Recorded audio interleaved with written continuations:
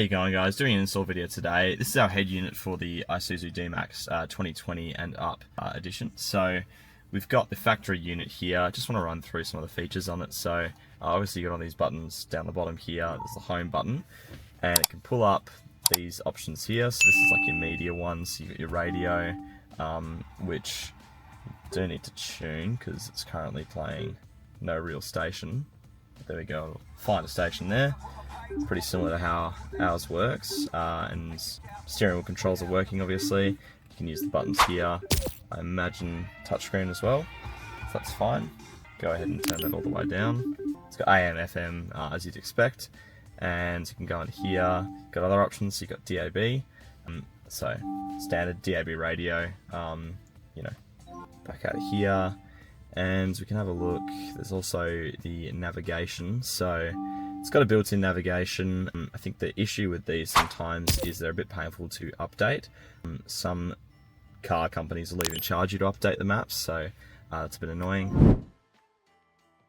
Alrighty guys, so getting onto the head unit removal, the factory one. I recommend doing this to begin with. It is pretty optional, but again, highly recommended. There's this actual whole piece here, which comes off fairly easily, but it basically gives you side access here to try and get some leeway under that first clip on the top right. So this piece here comes off pretty easy.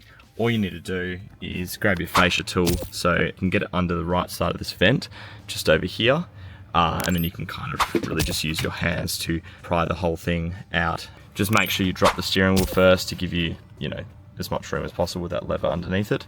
And yeah, once you get this thing out, you can now start trying to pull away at this head unit. I'll try and get it loose and then show you what I did. Alright, so eventually got it loose. It is a really tough fascia to get out, so just be patient with it. We'll include some of the white clips in the kit because these do tend to fly out. As you can see, a bit of that did splinter off, but that's just because of how tight these things are in. So what I did was I grabbed the hook tool, which we'll put in the kit, and I just put it here and just sort of gave it some you don't want to do like a big long pull or anything, but just sort of short, hard ones until you get this one out here. And then you can easily then slide this along the top and just keep sort of wiggling it until you get each one out one by one. And it's a bit of a slow process. You just want to be patient and really make sure that you're not, just going at it with your full strength and just trying to rip it out. But yeah, don't be concerned if some of those white clips do break, because they are replaceable. And we'll try and include some in the kit. So as you can see, these ones here, that one came off. I think it's right here actually. This one over here I think came off and might have broken a little bit, but yeah, that's just because how tight this is in there. And yeah, the actual fascia itself is completely intact, so that's all you should really be worried about at this stage. Now, we've got some plugs attaching the screen, so the actual head unit box there for the factory one is here, but there are plugs attaching this screen to it. So what you want to do is unplug them. So there's one behind here, and as you can see on this side, there's like a tab on the top that you pull out. I'm just going to unplug it on the screen side, so we can get it out like this. Or maybe I'll do it over here. Either or. Unplug that, and then tab on the top of this one. Push it in and unplug that. So there we go, there's our screen, and as you can see, just the two plugs in the back, and they're plugged in like there. That one's just maybe easier to unplug from, but yeah, we won't be using these plugs in the future anyway with the new unit, so that's all good. I'll put this screen aside for now.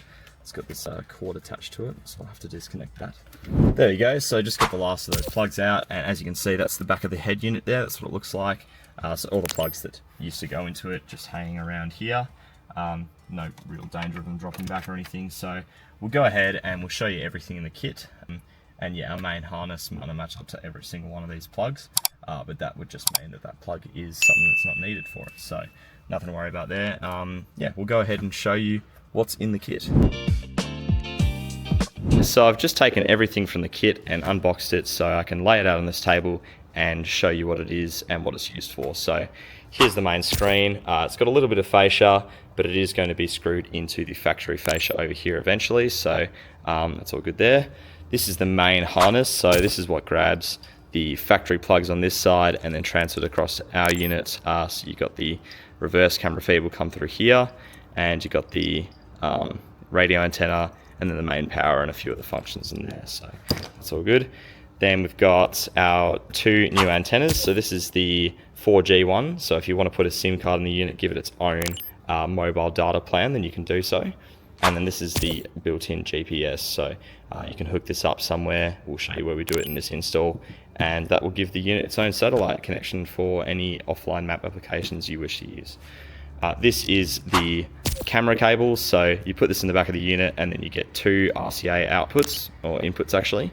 So you get cam in, so this is for the reverse feed, what's going to pop up when the car goes into reverse, and then FCam is just whatever goes, whatever pops up when you open the FCam app, or if you switch to the front view on the reverse screen. So that will give you the option to have extra cameras. And then there's also the red and black FCam 12 volts, so that's just easy access power if you want to power up a aftermarket camera. So the next one is the SIM card reader itself. So you plug this in the back of the unit, and then you've got a SIM card tray here to work in tandem with that antenna. Then we've got our BT/Wi-Fi antenna. You plug this in every single time. It just gives the unit a better reception for Bluetooth and Wi-Fi. So that can just hang out anywhere at the back. It just extends the pin basically. It's optional. You can actually put in this one instead. These are the same size plug. They both go on the same port. But this one has all the RCA pre-outs if you have an aftermarket amplifier and you wanted to hook it up with the unit. So that's optional, won't be used today. Next up, we've got our USB port. So this is just a single USB port, connects up to the unit, good for firmware updates, music, anything downloaded like that, movies, whatever. This next one, 2 more USB ports and a microphone jack. So our unit comes with an external microphone like this, which will just give you better microphone quality usually than the one that's on the screen there. So that's optional to put in. We'll put it in today, but yeah, that's just an option there. So next up, I just want to show off, because we've just talked about the USB ports, these 3 ones here. So these are retention cables. So the USB ports you have in the car will have 4-pin cables that run up to the back of the factory head unit. So these cables, just take those and convert them into these male USB ports, which can then go into the female ones down there. And then we've got this brown one, which is just sort of another video feed one. It's got a video in, and then you've got aux in left and right. So it's got audio as well. And that's all the accessory cables. Next we've got this one here. This is just a bit of a useful one if you want to hook up any other device that needs wired in or hardwired power. So what this does is it actually connects to our main 20-pin power plug, but then it also comes off and gives a piggybacked extra ACC ground and battery, so you can use those for power. And it does come with this little manual here, because this is its main application on most units, is hooking up to a dual USB rocker panel switch. This unit, or this kit, doesn't have one because there's not a spot for it in this car, but that's its main application. So it also comes with this little handy level tool, so you can put in your negative on this side and your positive on this side, and then you get 2 more useful ACC and ground connections. So that's a pretty useful bit of kit if you need it, but it's not necessary.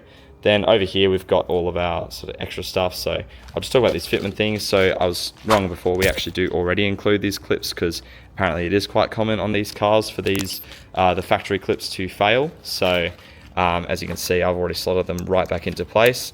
So any of the ones that were missing, I just replaced with our ones, and it comes with 10, so you got enough to replace every single one and more. So you're pretty safe there. If you broke any of those, not an issue.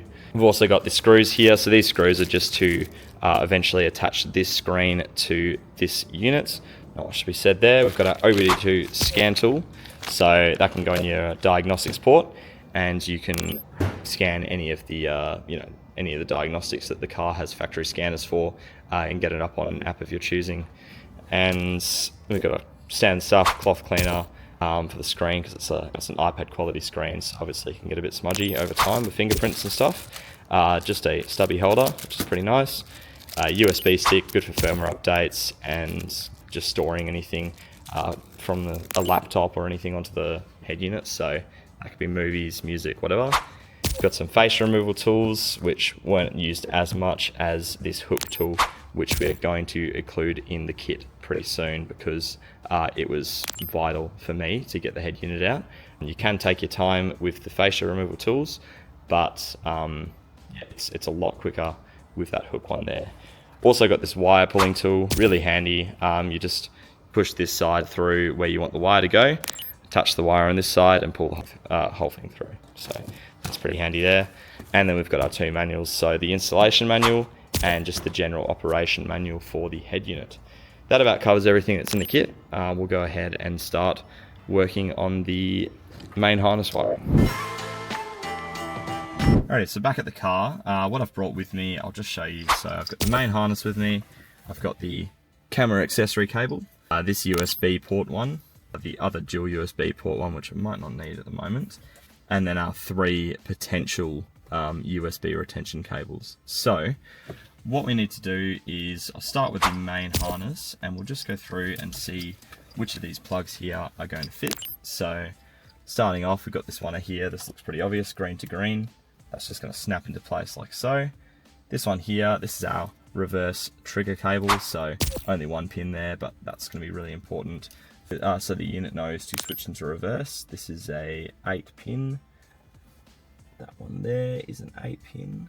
However, yep, just too big, so it must be this 8-pin back here. No, okay, that must be another 8-pin. Yep, there we go. That's straight into place there. And then we've got this one here, which is just, I'm assuming, the radio antenna, just based off how it looks. Snap into place. And finally, we've got our main plug, which is going to be pretty self-explanatory right there. And that will go in just like that. Now, with the radio, you need like the radio power. So there's all these ones that are labeled AmpCon, and then you've got your like I guess one that follows into here. So if you watch this cable, it goes into this pin here.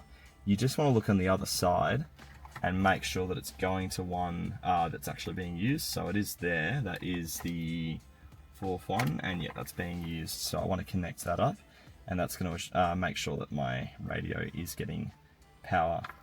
So I'll plug that one in, and then this one here, key 2.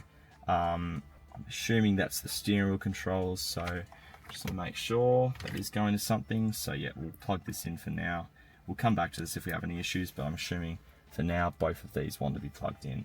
And I'll just go ahead and undo this so I can see everything a bit easier, but in the end it's probably going to be better to tape up this harness so we don't have too big of a sprawl of wires going all over the place. But yeah, there we go, that's all looking pretty good. As we can see, this is our reverse camera feed coming from this green one, so we know that we're going to be attaching that to our purple cam in. So I'll just plug in like that.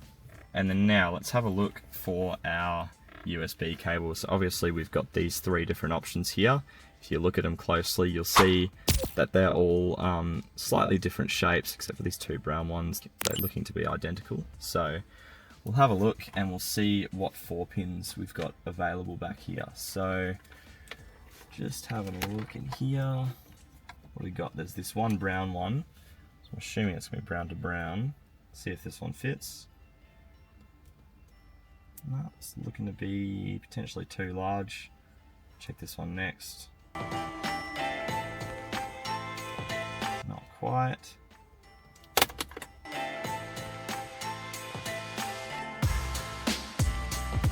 And that one seems to fit. So that should be our USB retention. I believe it's for the one USB port down here. So the other two just must not be the correct fit, and we don't need to worry about them. So that should be all the factory plugs and all the ones that need to be used anyway. So what we had left over, this grey one here had nothing to go to, black one nothing to go to, and can I see anything else?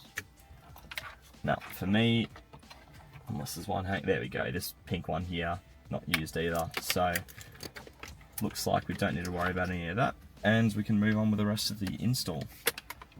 Alright, so just grabbing our USB cable here. So similar to what we did with this reverse camera one, just want to grab that and plug it into here, so we'll use it later. I'm going to tape this up and also undo this and then sort of wrap it up a bit better. Same with this cable here, but for now just leave them like this. But yeah, just don't want these coming loose in the future, so a bit of electrical tape is recommended. But what I'll do then, we've still got these two USB ports, which are going to be useful for just adding aftermarket stuff in the future. So this customer in particular, actually, we're going to be adding our tire pressure monitoring system. So want to make these USB cables accessible. I'm going to route them down into the glove box. So easiest way to do that is to remove the glove box first. So you can kind of just pull it to one side until you get that loose, and then you can easily just drop it out and pull it out. So that's out now, and we've got tons of space to grab our wire routing tool. So I'll just undo this real quick and find a route to get up there. This is super open, so that was instantaneous. It's going to be really easy to wire anything through there. So I'll just grab our cable kit here, undo that, grab the wide end on this side, run it through there. Can use the microphone actually as a bit of a pulley spot, and probably could have done this with my hands, to be honest. Don't even need this tool, but might as well show you how to use it. There we go, and that's through. So now we've got our USB cables down here, and it's good the mic's shorter because we want the mic to be up here, because eventually we're going to run it up through the top right of the car.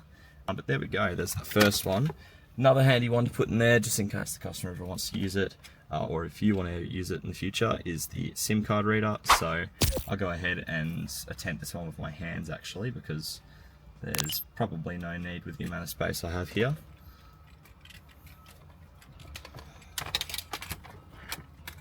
And there we go, yeah, that's super easy actually.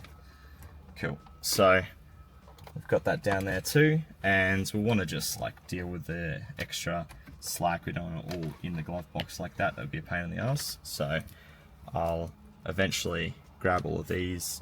I like to put my accessory cables together when I'm, you know, organizing my wiring. So I eventually grab them all like this, and then I go further back and I just tape them all around together, so that way they're all in a bunch and you're never going to forget any of them when you're wiring it all up. But that's just me. I'll go ahead and do some cable organizing and then get back. Thought I might like to show actually just how I like to do this sort of thing. So I'll just go ahead and pull these sort of to the length I want them, and then put the glove box back in. So let's just do that. Just go leave top left first is easier. There we go. And then clip in the bottom, and I can decide how much of this that I want to be in the glove box. So probably about that much. Close it up, and then what I'll do is just wrap this like that until I've got a fair amount, because you don't want to leave yourself with, you know, barely anything to plug the unit in. But might actually do these separate to each other just so it's less confusing. So number one, it's our SIM card, bit of electrical tape, nothing fancy. Wrap that up.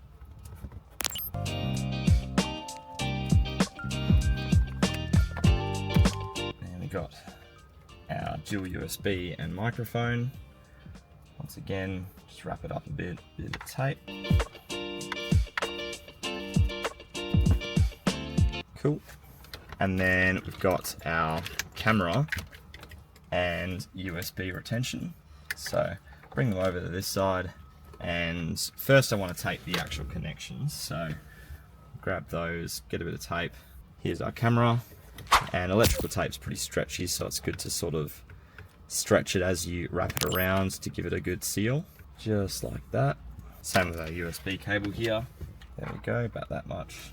There is a fair bit of space behind this unit, so it's not a big deal if you do have a ton of extra wire, but I find it's just easier to have a hold of everything and know where everything is, rather than random wires sort of wrapping themselves around each other and getting all over the place. So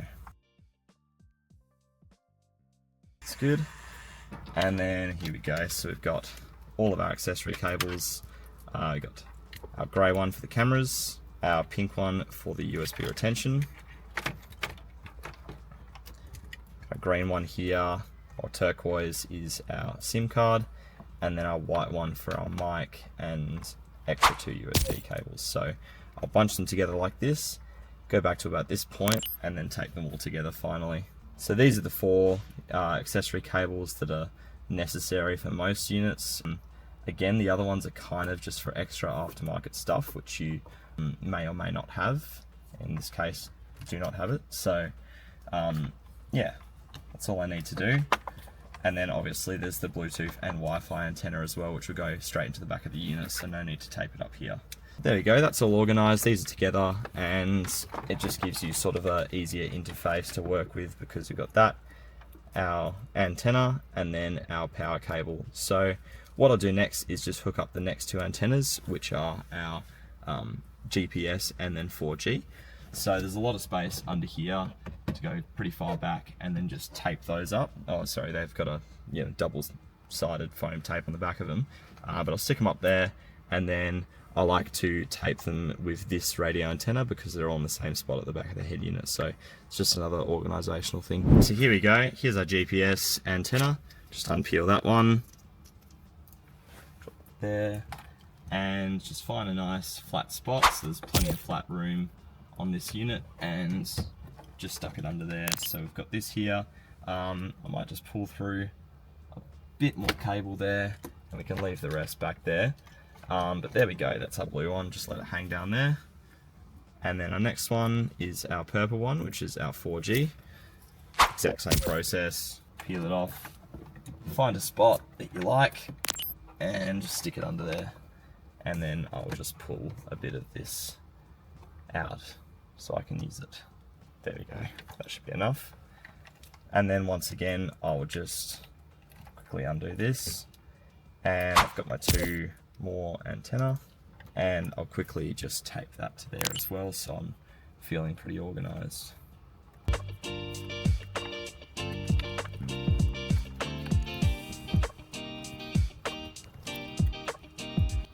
And there we go. So we're most of the way through the install now. At this point, we've got our main power plug, all our antennas hooked up, and then all of our accessories.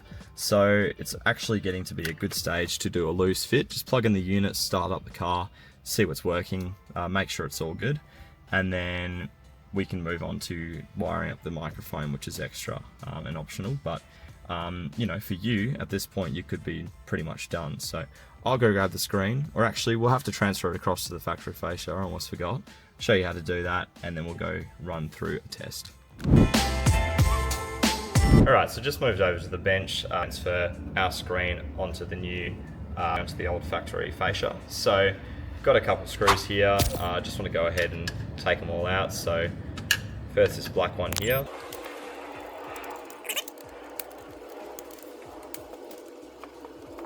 Some of these requiring a bit of extra force.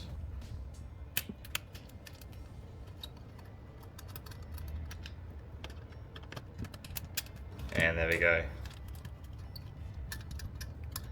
So that's all 4 out, and as you can see, the factory fascia just lifts straight off. So there's our old screen. You can put this to the side now, so we're not going to be using it anymore.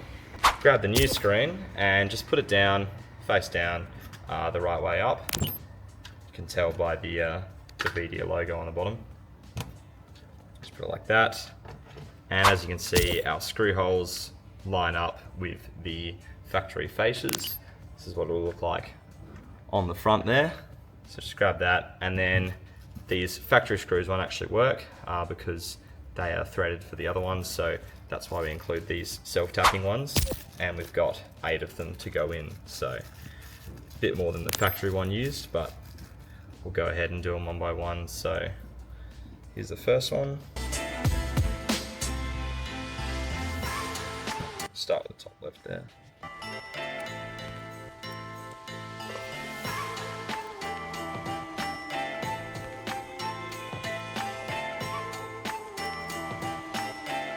And I am beginning to realise actually that these screws probably won't be needed for the larger holes, because I don't think the size of the head would actually make it. So just the 4 on the corners again, so same amount of screws that the factory one had. And this is what our new look is. So that's looking pretty good. So take it into the car and give it a test run. Just wanted to add actually, because we do supply 8 screws in the kit, so it didn't make sense for 4 of them to not be usable because these screw holes are too big. So the factory ones obviously have washers so that it works, but ours don't currently come with washers, so we're going to get those added to the kit in the future. It will be fine with just 4 screws if you don't have them, but yeah, we're going to get washers added in the future so that just like this one, you can screw in all of them and just feel that it's extra secure in the dash there. Real quick guys, I just went and tested the head unit and I was finding that the factory USB port was not working. Like I plugged in a USB stick and nothing was coming up on the unit. There should be a little icon that appears on the top left. And what ended up being the case is we include a couple of these USB retention cables in the kit, and 2 of these look identical, but the actual pin arrangement of them is different. So the one that works for me has this label here, 3901 001951 00101, and that worked for me, and it's more numbers on the bottom there as you can see. But the one identical to it, or the one that looked identical but actually has a different label, didn't actually work. So just keep that in mind. I'll put this back in and close it up, and then I will continue with the testing. Alright, so what we want to do now is just plug in what we need to test out the functions that we're trying to test. So obviously got my Bluetooth and Wi-Fi antenna in first things first, just so I don't forget it.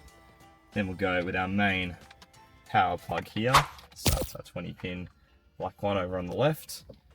And then I've got all my accessory cables here, so what else I want to test? My 4 pin, because that's going into the factory USB cable which we've retained. This is our grey one, that's going to be our camera. We want to test the reverse camera, so we'll plug that in. Now the white one I've got going to a USB cable, or the 2 USB cables and the microphone, which I haven't hooked up yet, so I don't really need to test that at the moment. And then the SIM card as well, don't really need to test that because I don't have a SIM card hooked up, so I don't have a way to test it. Then we've got our antennas, so got the 3 here. I want the radio one, want the GPS. Again, 4G antenna, don't have a SIM card in there to test right now, so there's no point in plugging that in. So I'll just plug in these, like so, and then push it all back, and don't want to clip it all the way in because it'll be a pain to get out if we want to go ahead and hook up the microphone later. But yeah, where you're testing, just let it sort of sit there, and then we'll go ahead and start it up. And the first boot of the head unit might take a bit longer than, turn this down. First boot of the head unit might take a bit longer than it would normally, just because obviously it's first time. In the future it'll be on like sleep mode, and it'll sort of always be ready to go. But there we go, got the head unit booted up. And you'll notice a couple things. First of all, the time's not going to be correct straight away. The time is GPS based, and the GPS after the first boot does take quite a bit of time to hook up and start learning all the satellite stations. So as you can see, I'll open the GPS test app right now, and we've got one station, we've got one satellite that's coming up at the moment. So normally after a bit of time, this whole thing will fill up with a bunch of satellites, and you'll get an accuracy reading, and that's how you know it's working. But it's okay if for now it doesn't work for a little bit, because it'll take some time to locate all of those satellites, especially when I'm inside in here. So next up, we'll go on the radio.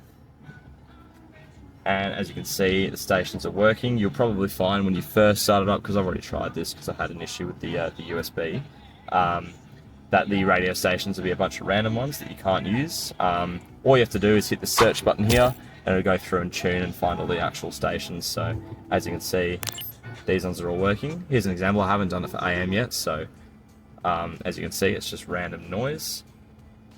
But if you press this button, it finds the next available station and just plays it. So you can go through it like that, or you can take the time to tune it and hit search, and it will go through and find stations that are actually getting some kind of a signal. Some of these obviously aren't streaming a whole lot, but that's the nature of AM radio. So next up, steering wheel controls. Again, yours won't work straight away because you actually have to tune them. So I'll show you how to do it because they're hardwired, it's not CAN bus. You go into settings, car infotainment, SWC, and what you do is you just tap a function on the screen. These will all be unbound for you, and then you tap it on the steering wheel and it should go solid. And if that goes solid, straight away that it's working because you're getting that signal. And if you don't, again, just check that key 2, that brown key 2 wire needs to be plugged into the continuing one on the main harness. So if you don't have that plugged in, this probably won't be working for you right now. Next up, let's check the reverse camera. So I'll chuck it in reverse, and as you can see, the camera has come on. If you get like a bunch of blurry lines or something like that, it's actually a good thing. It means you are getting signal. You just have to hold down on the screen, tap the settings code, put in 4 zeros, and make sure at the top it's CVBS/_NTSC, because you could have a view like this one. I'll just change the format.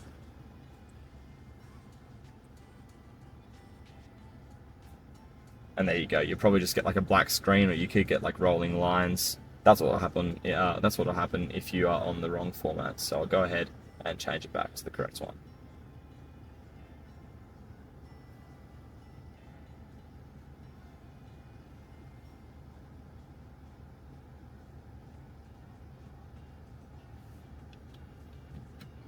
Cool. Next up, you want to check your USB ports. So this is where, when I tested it earlier, I realized I had no USB connection.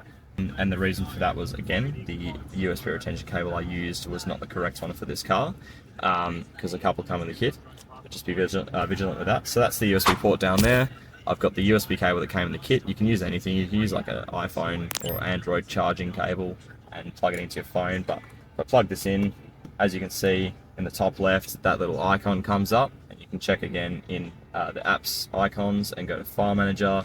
There's a USB showing up, so that is coming across now, and that is working the way it should be. If I unplug it, there it goes. So that's almost everything. Next, I'll turn the headlights on.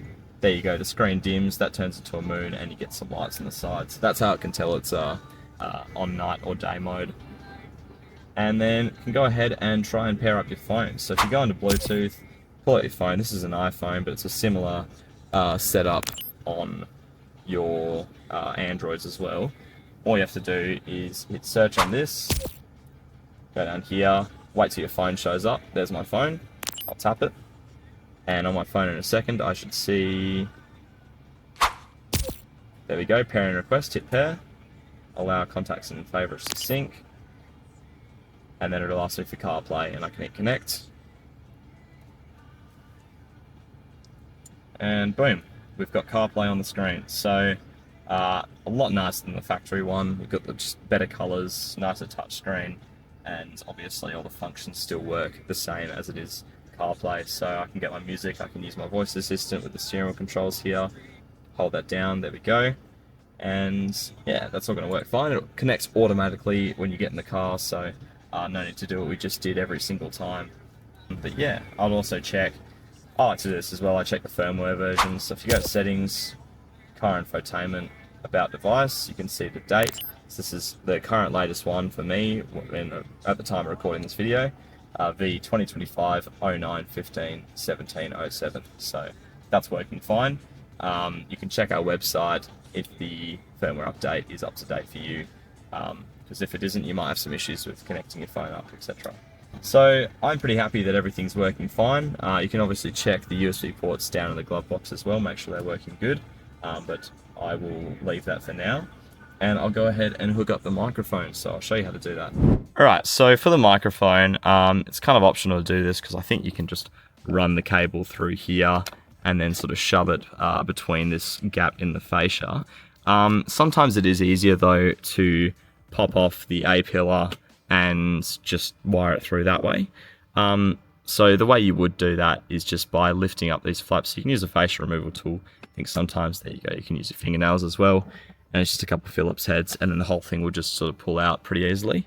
But for today, just going to try the simple way. Just going to run it through this rubber on the side, because yeah, you can kind of just move it away with your fingers, and we'll be able to then drop it around down here and feed it underneath the footwell, and then we can sort of just zip tie it along the top, and then we'll be able to pull it up through there and into the back of the unit area. So I'll go ahead and start doing that. Alright, so fairly basic process here. All I've done You just give the sort of area that you want to put it on like a wipe, just to get rid of any dust that's going to reduce the stickiness there. I've just stuck that on there with the adhesive that's got the peel on the back. So as you can see, we've got that up there, and you can easily just push the wire through this top bit here.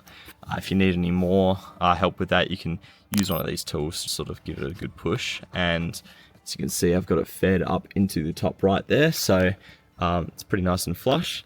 And then all I'm going to do now is just sort of lift this up and wire it all the way down, basically down here, like I said before, so that will be able to come out to the footwell. So I'll cut to when I've done that and show you. Alright, so I've managed to just tuck it under this rubber seal all the way down until I've gotten down to this point, and now it's just hanging out in the footwell. So the next step is to find a way to get it from under the footwell up to the head unit. So it's kind of just a bit of guesswork. All you need to do is just sort of stick your head in here and look down, and you can kind of just see a gap all the way to the footwell. It's hard to show on camera, but you just grab the wire pulling tool with your other hand and just try and push it up through that gap until you get it up to the head unit. And it might take a bit of trial and error. You might want to reshape the wire pulling tool to get it to go straighter, to go up through it, but there is a route, so just be patient with it, pull it up through, and then now all we have to do is attach the cable to the wire puller and pull it all the way up. And then after that, we'll just secure it to something under there so it's not going to drop down into the customer's feet at any point, and we can plug it into the mic slot. Wanted to show as well, this is how you use the wire puller if you haven't used one before. So it's got this loop here, you just run a bit of the cable through it, and then you can sort of squeeze it there, and then you just pull the rubber bit over the top of it, so it looks a bit, it's hard to do it with one hand, but a bit like that, and then it should just be able to pull it all the way through. So I'll give that a go now with one hand. There we go, easy as. There was plenty of space there, so it just came up and through. And now I can go ahead and plug it into our little mic jack here. There we go, all one-handed. So this one's kind of optional to tape that. It's pretty solid in there, so I'm not going to bother. But once again, we can grab all this slack and sort of wrap it up and give it a tape. And that way it's also going to be less likely to droop down at the bottom. But I'll go ahead and find that cable at the bottom and just get some zip ties and secure it nicely. So, mic's been wired through. I just zip tied it down under there to a couple like cables that seemed pretty strong in place down there, so it's not going to droop down.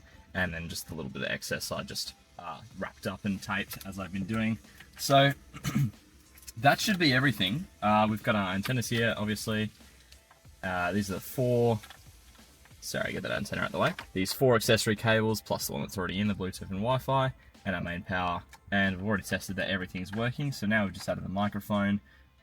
Should be all good to just plug everything in, push it back in, and that should be the end of the install. So, first up, I'm just going to grab that piece, I'll put it behind me, of fascia here. So, want to put this one back in first because it's got this little tab which I believe does go underneath the head unit, so it's a bit hard to push it in until you have this in the first place.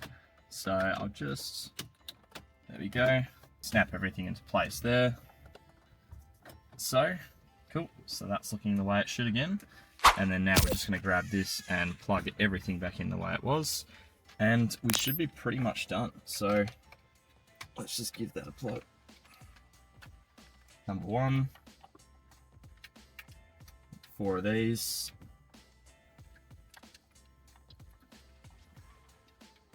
What's that? There we go. That is the 6-pin.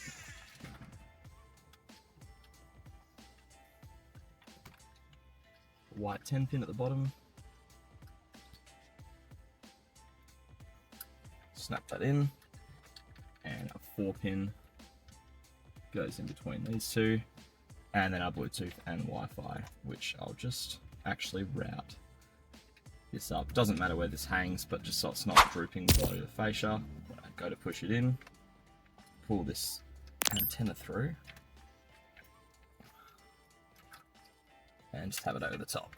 Cool. And then finally our 3 antenna. So 4G, GPS,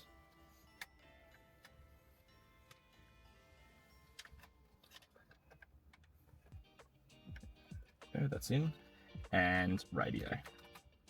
Push all that in, and the radio can go in a bit further than it looks like, so make sure you get that in well. Cool. And you can now just snap it all into place. Excellent. So that's all looking pretty complete. All that's left to do, one final test, pray everything's working the way it was when we tested it before, and we'll go ahead and showcase some of the things on the unit. Alright, so now that everything's closed up, we can just run through the new unit. So I mean, first of all, one last bit of the tutorial. If you've put in the external microphone, want to go to settings, car infotainment, common, and then make sure you change the microphone to the external one. Cool, so now we can just run through the same series of tests. We go, boom, reverse camera, working the same. Steering wheel controls, which we set before when we were testing it. Again, if you haven't set them yet, settings, car infotainment, SWC, tap the function on the screen, and then press the button, it'll go solid, and it should just remember those, so this is all working. Radio, got our stations. If you've, again, got a bunch of random frequencies that don't do anything, hit that search button, let it go through, it'll find everything, and as you can see, I can now just flick through all these working stations, so those are all good. And this button here, as well as the app called DSP, this is where you get your sound customization. So I can go in here, equalizer,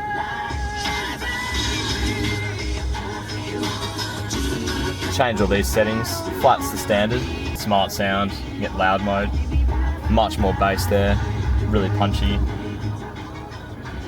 Balance. Now I had to change the setting to enable this, so if this doesn't work straight away for you, like you should hear it like moving around the car. If it doesn't work straight away for you, there is a setting to turn on to make that work. So you go settings, car infotainment, about device, gear icon, 8878, okay, others, and then bell ADJ, that means bell adjustment. Just hit enable and then save, and then it'll ask you to reboot it, so reboot it. And then that should be working now.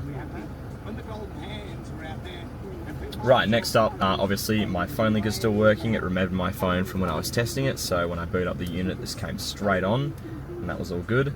The time is correct because if I go into GPS test, give it a second, as you can see, all of these GPSs are coming up. Oh, sorry, all of these satellites are coming up. So we got 6 in use, 21 in view, it's plenty, and it knows where we are. You can see me marked on the map there in Australia, and there's our time and date all correct. What else? So, been through the radio, been through the phone link, GPS test, haven't installed a front camera, so F-cam doesn't matter. Cool, so now all that's left to do for me is I gotta connect the unit to Wi-Fi, hop on the Google Play Store, and I'll get the tyre pressure monitor sensors going. But for most of you, that's probably the end of the install, so thank you for watching. You know, anything that was in this install that you think could have been explained better, or if you have any questions left for us, just reach out to our customer support, and we love feedback and we'd really be happy to help you get anything going that you haven't been able to. So reach out, and yeah, thanks for watching the video. Enjoy your unit.